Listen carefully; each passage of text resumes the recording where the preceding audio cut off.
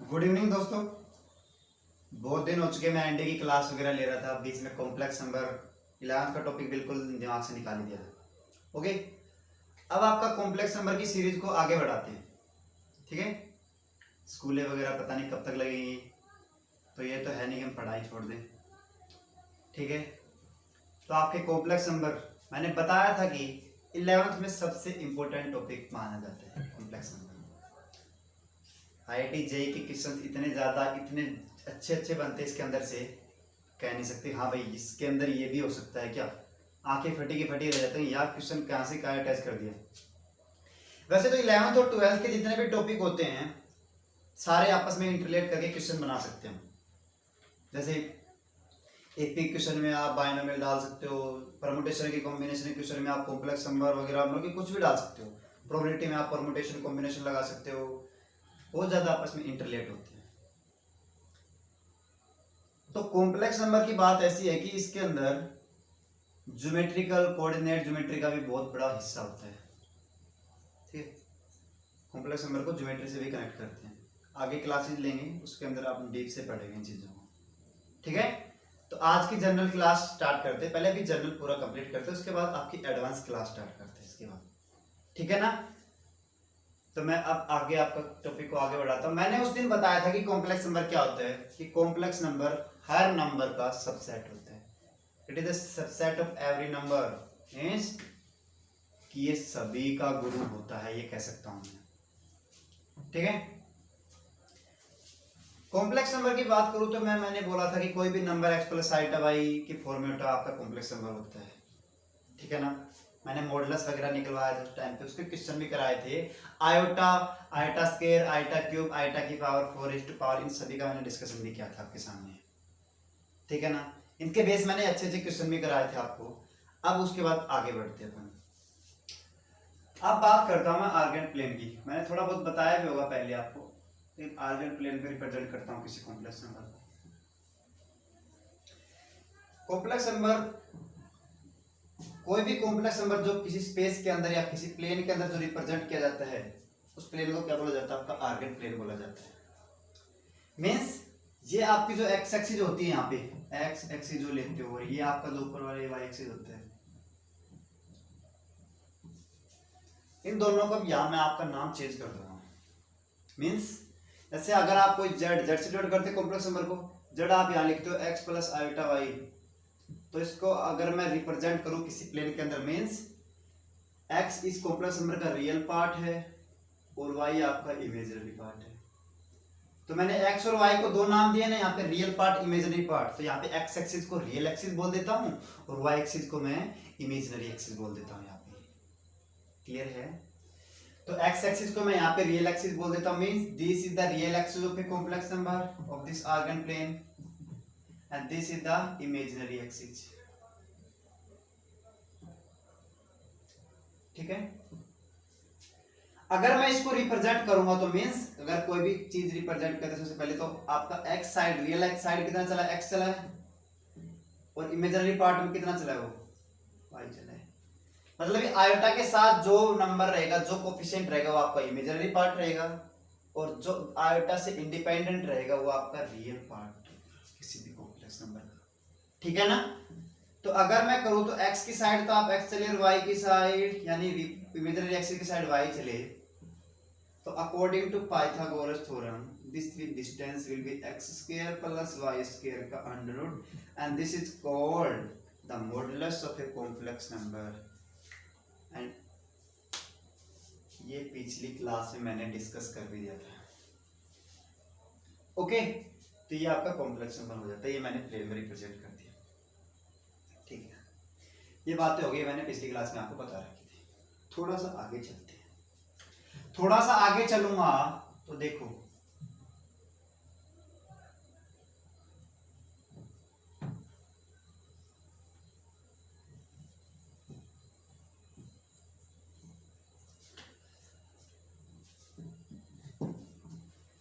कोई complex number है तो मतलब कि वो किसी ना किसी एंगल के ऊपर भी होगा, एक्स एक्सिस वाई एक्सिस कुछ ना कुछ एंगल के ऊपर भी तो बना रखा है। जैसे मैंने अभी अभी एक्स वाई को रिप्रेजेंट किया था, आपका एक्स यहाँ पे कुछ आया था पॉइंट एक्स को वाई, तो कितना एंगल बना रहा था वो। इससे पहले आप ये बात समझो कि कोई भी कॉम्प्लेक्स नंबर किस तरीके से फर्स्ट में, किस तरीके से सेकंड क्वाड्रेंट में, आपका थर्ड क्वाड्रेंट में, फोर्थ में आपका वेरी करता है, लाई करता है। तो अभी मानते हैं कि ये आपकी रियल एक्सिस होगी और ये आपकी इमेजिनरी एक्सिस होगी। ओके, तो अगर मैं बात करूं तो ये आपका फर्स्ट क्वाड्रेंट होगा, ये आपका सेकंड क्वाड्रेंट होगा, ये आपका third and this is the fourth quadrant of your Argand plane. Clear है?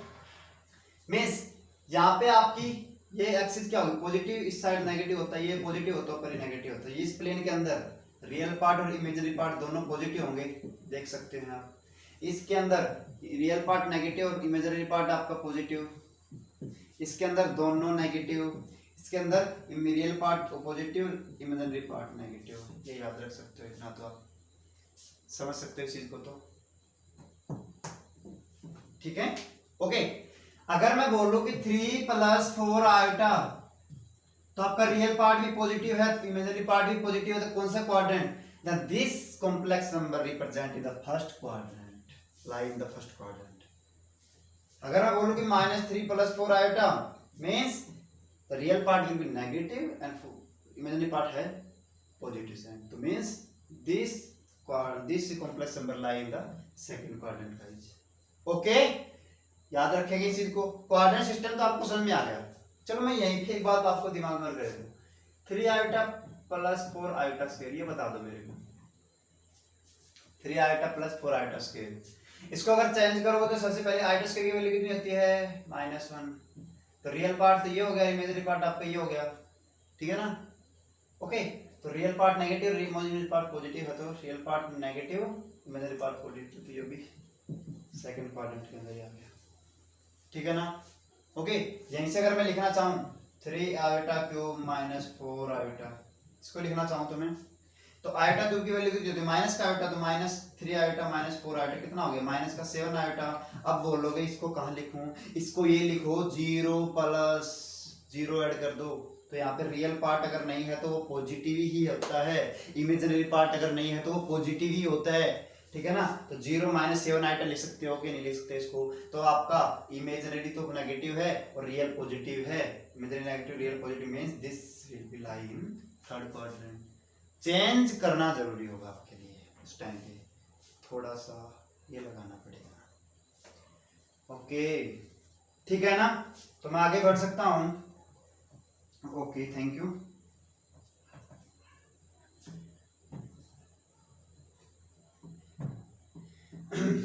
अगर मैं बोलूं इस क्वाड्रेंट, इसको लाई करो, इस क्वाड्रेंट में आता है आपका,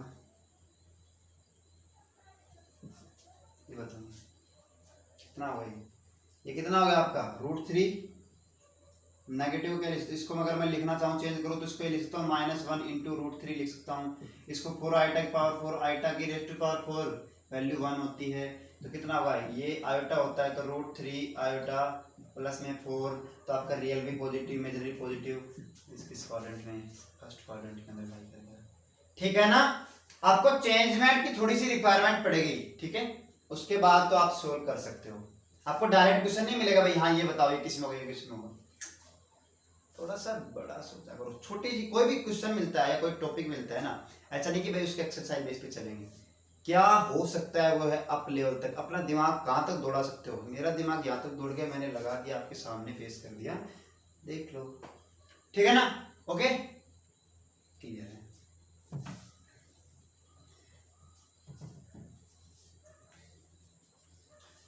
ठीक है, अब बात करते हैं, मैंने पता कर लिया कि ये कॉम्प्लेक्स नंबर इस क्वाड्रेंट के अंदर लाई करता है, इस क्वाड्रेंट के अंदर लाई करता है, इस क्वाड्रेंट के अंदर लाई करता है, बट कहां लाई करता है ये भी तो बताओ। उस क्वाड्रेंट तो मिल गया, उस क्वाड्रेंट में कहां लाई करता है ये पता भी तो होना चाहिए ना। Means the elevation of the complex number is called argument of a complex number. Means कि कोई कॉम्प्लेक्स नंबर जिस क्वाड्रेंट के अंदर है वो कितने एंगल्स पर सबस्टेंड है ये देखना आपको, इसको क्या बोल जाता है?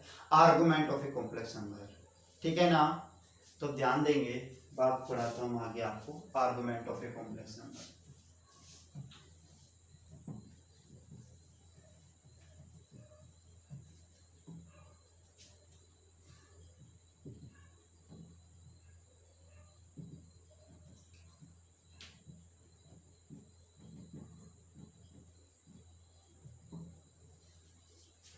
आर्गुमेंट की अगर मैं बात करूं, मतलब कोई एंगल कितने एंगल पर उसके सामने स्टैंड है, कितने एंगल पे है नहीं, कि भाई कितना इंक्लिनेशन है उस एक्सिस के साथ, ये आपको उसका आर्गुमेंट वगैरह निकालना है, ठीक है ना। ओके मीन्स देखिए, अगर मैं डेफिनेशन लिखूं इसकी तो क्या लिखूंगा कि कॉम्प्लेक्स नंबर किसी भी आर्गन प्लेन में अगर रिप्रेजेंट कर रहे हो आप उसको, तो पॉजिटिव रियल एक्सिस के साथ, पॉजिटिव रियल एक्सिस के साथ कितने एंगल पर सबस्टेंड है वो निकालना है। पॉजिटिव रियल एक्सिस के साथ कितने एंगल पर सबस्टेंड है, मींस आर्गुमेंट की value angle subtended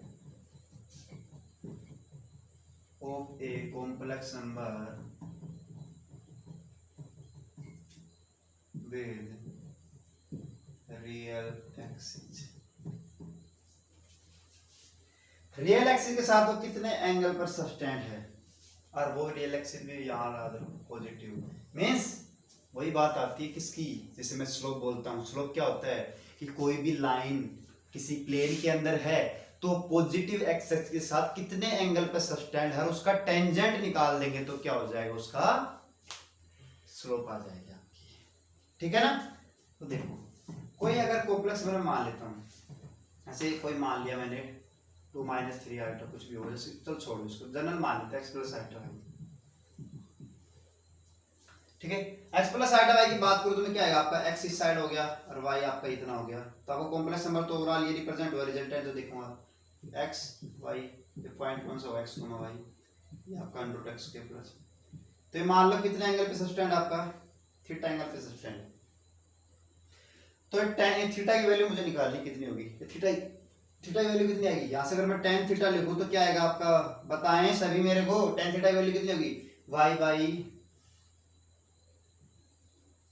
perpendicular upon में बेसिक तो होगी, tan theta is equal to y by x, ठीक है।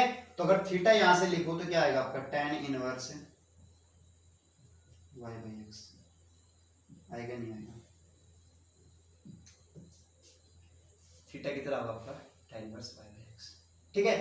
पॉजिटिव एक्सिस के साथ अगर उसको ध्यान का देना है, पॉजिटिव एक्सिस के साथ एंगल बनाना उसको, तो आपका एंगल कहां से होगा, -π से π के बीच में आ सकती है उसकी वैल्यू आर्गुमेंट की, क्यों, या तो अगर वो इतना जा सकता है पॉजिटिव एक्सिस के साथ या ऐसे जा सकता है पॉजिटिव एक्सिस के साथ, ठीक है ना।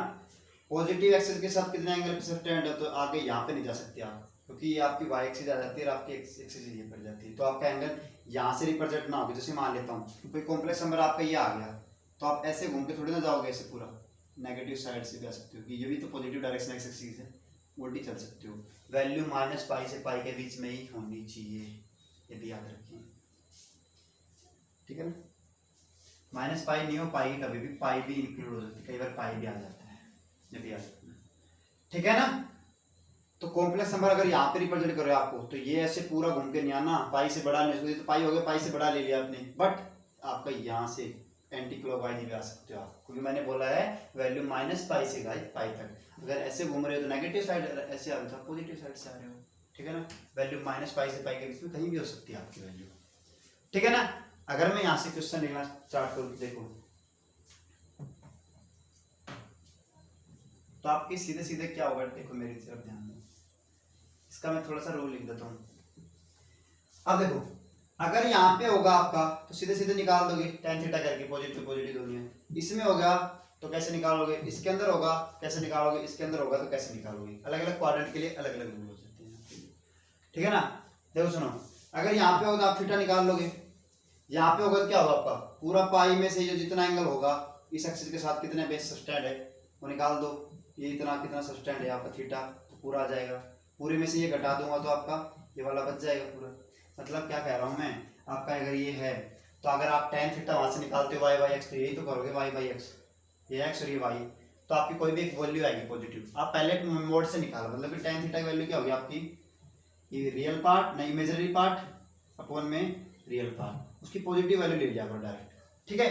पॉजिटिव वैल्यू ले ली मतलब कि tan theta is equal to y by x बराबर कर लिया आपने, ठीक है, यहाँ से निकाल लिया आपने। अब आपका ये वाला एंगल आ गया, ये वाला, ठीक है ना, उसको क्या करो, सेकंड क्वाड्रेंट में है तो आपको ये पूरा तो पाई होगा, पाई में से थीटा घटा दो तो आपका एंगल तो ये निकाला ना, क्या होना चाहिए, पॉजिटिव एक्सिस के साथ एंगल निकालना, ये तो आपकी नेगेटिव वाली एक्सिस होगी, उसके साथ एंगल हो गया। तो थीटा यहाँ पे इसका आर्गुमेंट नहीं होगा, आर्गुमेंट क्या होगा, ये पाई में से थीटा घटाओ तो ये आर्गुमेंट होगा। क्यों, लेकिन डेफिनेशन में मैंने यही बोला था कि पॉजिटिव रियल एक्सिस के साथ वो कितने एंगल पे सस्टेंड है कोई complex number, and this is the called the argument of a complex number, ठीक है ना, this is not a argument of a complex number. तो इसके लिए मैं आपको 4 रूल लिखा देता हूँ अलग अलग एक्सिस के लिए।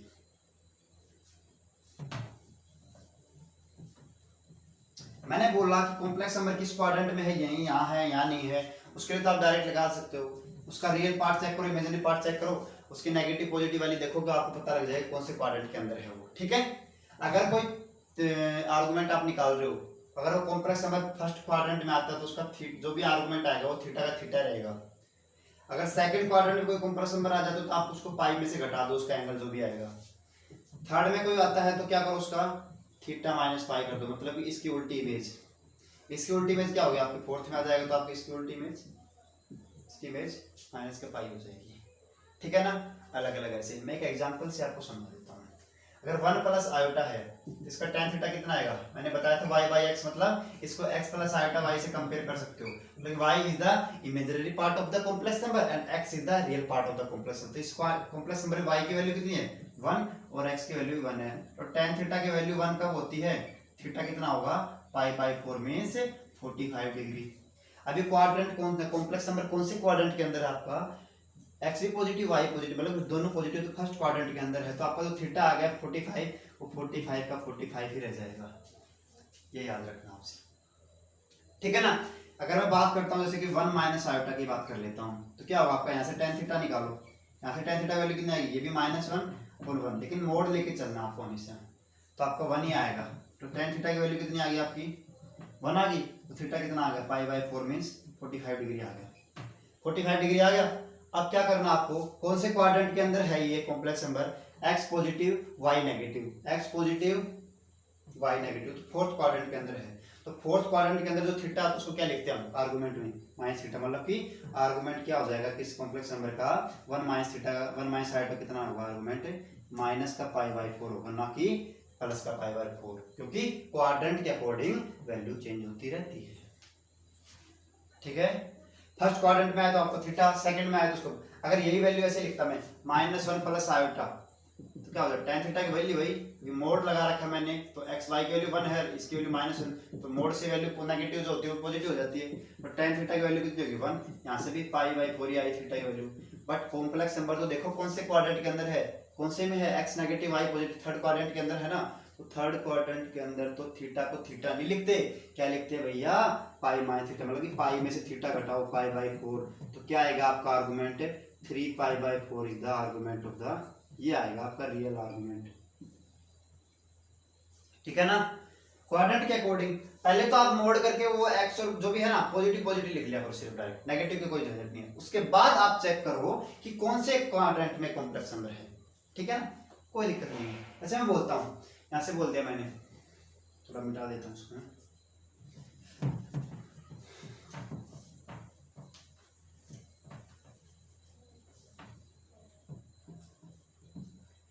इसमें थीटा, इसमें पाई माइनस थीटा, इसमें थीटा माइनस पाई, इसमें माइनस थीटा, तो ये बोल लिखता हूँ मैं इसके √3 माइनस 3 √3 नहीं √3 माइनस 3 आयोटा, ये लिख देता हूँ। तो इसको अगर मैं tan थीटा निकालूं तो y की वैल्यू कितनी है, यहाँ पे 3 ले लो डायरेक्ट, और x की वैल्यू √3 है, ऐसे लिख लो डायरेक्ट। इसको अगर सोल्व करोगे तो क्या बनेगा आपका, ये √3 ऊपर चला जाएगा, पावर 1 हाथ ही कट जाएगी उससे, क्योंकि पावर 1 थी, इसके नीचे 1/2 थी, तो ऊपर जाके 1 माइनस में, तो थीटा वैल्यू कितनी है, कितने पे होता है पाई बाई 3 पे 60 पे होता है, आ गया आपका पाई बाई 3 60, तो पाई की वैल्यू 180 होती है, तो कट करके आप निकाल सकते हो। सुनो अब मेरी बात सुनो, अब आपका क्या होगा थीटा इतना आ गया, लेकिन क्वाड्रेंट चेक करो कौन सा क्वाड्रेंट है, x positive y negative, x positive y negative means x positive y negative, fourth quadrant, तो आपका थीटा पाई बाई 3 थोड़ी ना होगा, थीटा कितना हो जाएगा आपका माइनस का पाई बाई 3, मतलब कि आर्गुमेंट आपका कितना होगा, इसका आर्गुमेंट ऑफ दिस कितना होगा आपका माइनस का पाई बाई 3 होगा, ना कि पाई बाई 3 होगा, ठीक है ना। tan थीटा निकाल दो, ठीक है जी, ओके। ठीक है, इसे कर सकते हो आप इसमें। ओके, देखें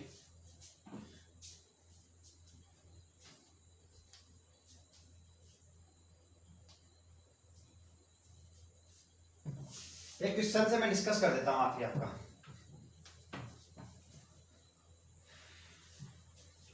आज की वीडियो को यहीं पे समाप्त करते हैं। क्वेश्चन लिख के मैं आपका, इसका आंसर मुझे आप दे सकते हो, नहीं मैं सोल्व करा दूंगा इसको।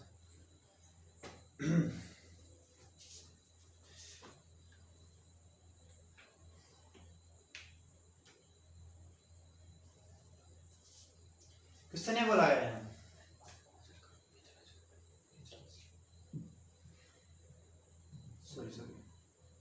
माइनस आयोटा, इसका मुझे बताओ क्या होता है आपका, क्या मुझे बताओ इसका आर्गुमेंट। आयोटा है ओनली, माइनस आयोटा है। इसको अगर मैं लिखूंगा तो क्या लिखूंगा, इसको 0 माइनस आयोटा लिख दूंगा। tan थीटा की वैल्यू कितनी होगी, इमेजिनरी पार्ट अपन में रियल पार्ट, इमेजिनरी पार्ट कितना है -1 है, रियल पार्ट कितना है 0। गाइस सभी को पता होगा ना समथिंग अपॉन 0 कितना होता है, इन्फिनिटी होता है। मतलब कि tan थीटा की वैल्यू नॉट डिफाइन कब होती है आपकी, π/2 के ऊपर ही तो होती है, इन्फिनिटी नॉट डिफाइन आपका, इन्फिनिटी नॉट डिफाइन ही तो होता है। π/2 पे आ गया आपका। अब क्वाड्रेंट तो देख लो कौन सा ये, x positive y negative means fourth quadrant है, तो आपकी π/2 नहीं होगी, यहाँ पे कितनी होगी -π/2 ने बताया था। तो आपका आर्गुमेंट कितना होगा, कितना होगा, ठीक है। आपसे ऐसे भी क्वेश्चन पूछ सकते हैं। ओके, तो आज की वीडियो के लिए इतना ही काफी है, ठीक है। अगर और आगे की बातें हम कल करेंगे या जब भी नेक्स्ट वीडियो में देखते हैं आपके साथ क्या होता है, ठीक है ना। तभी के लिए अपना अच्छे से पढ़ते रहे। जय हिंद।